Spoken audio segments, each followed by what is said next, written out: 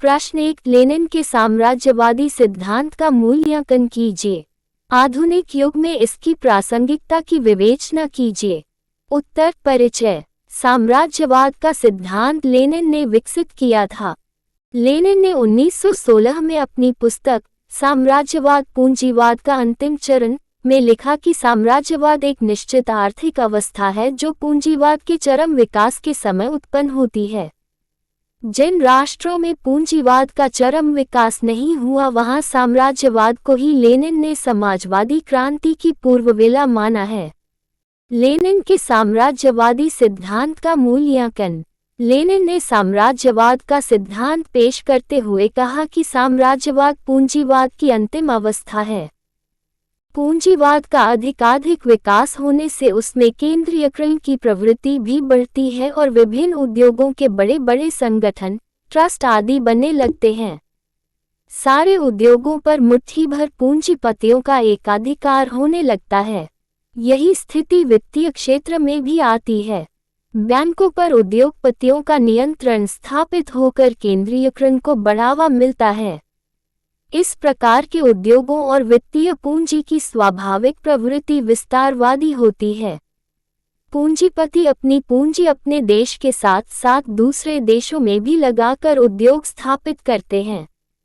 इस तरह के भारी मुनाफा कमाने की इच्छा रखते हैं। इससे पूंजी व माल का निर्यात होने लगता है। इसके 3 संभावित परिणाम निकलते हैं।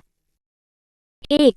इसका पहला परिणाम ये है कि पूंजीपति जिन देशों में अपनी पूंजी निवेश करते हैं वहां अपना मुनाफा बढ़ाने के लिए वहां के कच्चे माल को प्राप्त करके तैयार माल के रूप में बेचकर अपना ध्येय प्राप्त करना चाहते हैं।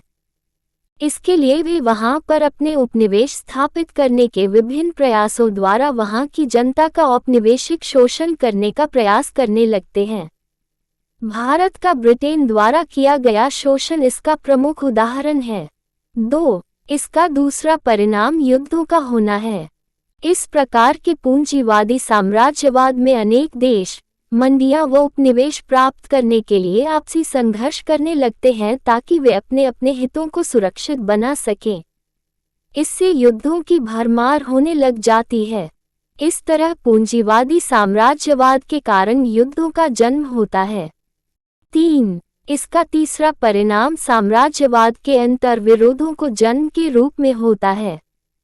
अपने स्वार्थों के लिए लड़े जाने वाले साम्राज्यवादी युद्ध में पूंजीपति वर्ग श्रमिक वर्ग को अपनी बलि का बकरा बनाने का प्रयास करता है। वह उन्हें आवश्यक शास्त्र शिक्षा देकर राष्ट्र के नाम पर दूसरे देशों में लड़ने के लिए भेजता है। लेकिन यह वर्ग जल्दी ही समझ जाता है कि उनका असली शत्रु कौन है और वे संगठित होकर पूंजीवाद के विरुद्ध विद्रोह कर देते हैं।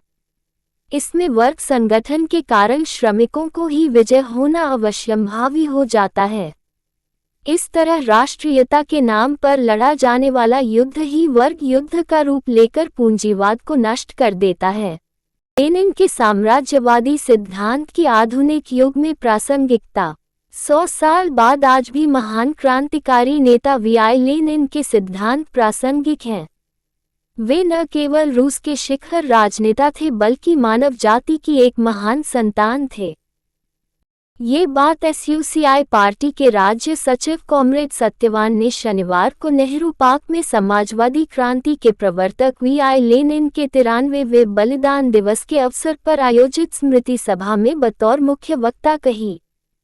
जिला कमेटी सदस्य बलराम की अध्यक्षता और कॉमरेड रामकुमार के मंच संचालन में आयोजित कार्यक्रम में वक्ताओं ने कॉमरेड लेनिन के जीवन और उनके संघर्ष पर अपने विचार रखे। कॉमरेड सत्यवान ने कहा कि 100 साल पहले लेनिन के नेतृत्व में रूस में पहली समाजवादी क्रांति सफल हुई थी, अर्थात शोषणकारी पूंजीवादी व्यवस्था को जनबल से उखाड़ फेंककर राजकाज की बागडोर मजदूर किसानों के हाथ में आई थी। लेनिन ने काश्तकार किसानों को कृषि भूमि का मालिकाना हक दिया। लोगों की मेहनत व कमाई की लूट खसोट पर पूर्ण रोक लगा दी। मानव द्वारा मानव के शोषण का अंत कर हजारों सालों से कायम गरीबी, भूखमरी, बेरोजगारी, नशाखोरी व व्यभिचार जैसी व्याधियों को समाप्त कर दिया गया। धर्म, नस्ल, भाषा व इलाका के आधार पर भेदभाव के अलावा नारी पुरुष भेदभाव समाप्त कर वहां सच्चे मायनों में जनतंत्र कायम हुआ था।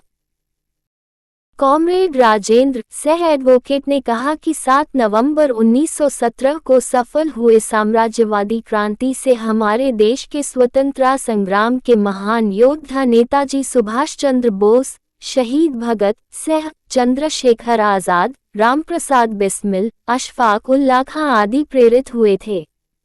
इनकलाब जदाबाद आज देश और विदेश में शोषित पीड़ित जनता का नारा बन गया है। राज्य कमेटी सदस्य विजय कुमार ने कहा कि राष्ट्रकवि रवींद्रनाथ टैगोर तो लेनिन से इतने प्रभावित होने के बाद कहा था कि अगर मैं समाजवादी सोवियत संघ नहीं जाता तो मेरे जीवन की तीर्थ यात्रा अधूरी रह जाती। अन्य वक्ताओं ने कहा कि मार्क्सवाद लेनिनवाद ने सामाजिक परिवर्तन के जिन नियमों को दर्शाया है उनका अनुसरण करते हुए समाज परिवर्तन के नियम को 95% शोषित पीड़ित जनता के अधिकारों को प्राप्त किया जा सकता है। इस मौके पर काफी संख्या में महिलाएं भी उपस्थित थीं। 3. इसका तीसरा परिणाम साम्राज्यवाद के अंतर्विरोधों को जन्म के रूप में होता है। अपने स्वार्थों के लिए लड़े जाने वाले साम्राज्यवादी युद्ध में पूंजीपति वर्ग श्रमिक वर्ग को अपनी बलि का बकरा बनाने का प्रयास करता है। वह उन्हें आवश्यक शास्त्र शिक्षा देकर राष्ट्र के नाम पर दूसरे देशों में लड़ने के लिए भेजता है। लेकिन यह वर्ग जल्दी ही समझ जाता है कि उनका असली शत्रु कौन है और वे संगठित होकर पूंजीवाद के विरुद्ध विद्रोह कर देते हैं। इसमें वर्ग संगठन के कारण श्रमिकों को ही विजय होना अवश्यंभावी हो जाता है। इस तरह राष्ट्रीयता के नाम पर लड़ा जाने वाला युद्ध ही वर्ग युद्ध का रूप लेकर पूंजीवाद को नष्ट कर देता है।